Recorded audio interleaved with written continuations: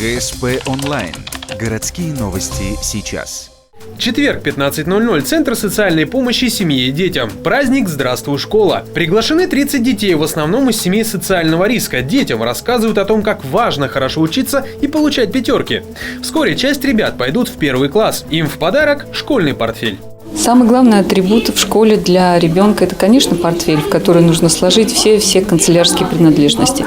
И, конечно, эта акция проводится прежде всего для детей из семей, которые оказались в трудной жизненной ситуации. Действительно, сегодня собрать ребенка в школу очень трудно. 14 портфелей для первоклассников и еще 16 для учеников 2-3 класса. В каждом все, что необходимо – тетрадки, ручки, карандаши, цветная бумага и картон, а также многое другое. Все куплено на благотворительные средства. Примерная стоимость ранца с содержимым 1000 рублей.